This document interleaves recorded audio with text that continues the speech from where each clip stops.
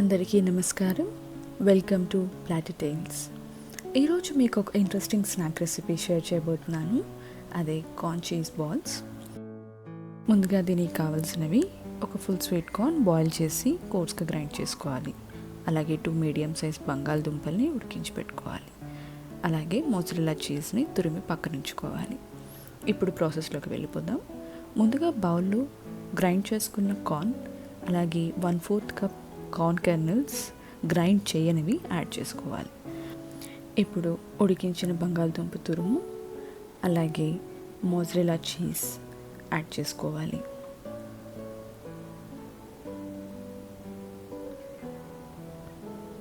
దీంతోపాటు సన్నగా తరిగిన ఒక ఉల్లిపాయ, సన్నగా తరిగిన 2 పచ్చిమిర్చి, కొంచెం కొత్తిమీర,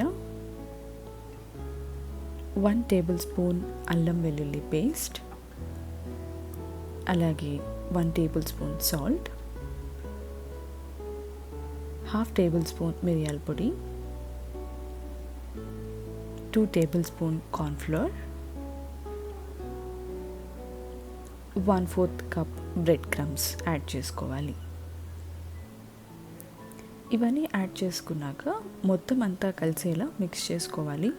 మరీ ఎక్కువ మిక్స్ చేసుకోకూడదు, ఎందుకంటే ఉల్లిపాయల నుంచి వాటర్ రిలీజ్ అయ్యి కన్సిస్టెన్సీ జారుగా ఉంటుంది. అప్పుడు ఉండలు చేసుకోవడం కష్టమవుతుంది.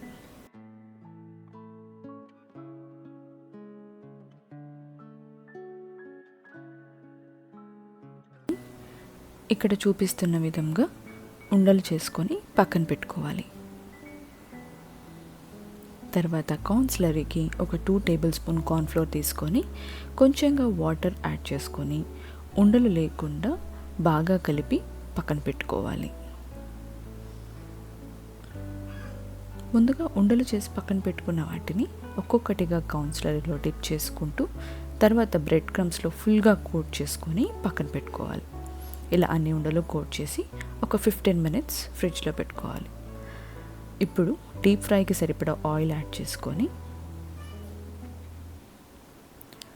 ఆయిల్ వేడయ్యాక కార్న్ చీజ్ బాల్స్ని ఆయిల్లో ఒక్కొక్కటిగా వేసి మీడియం ఫ్లేమ్ పైన మాత్రమే ఫ్రై చేసుకోవాలి.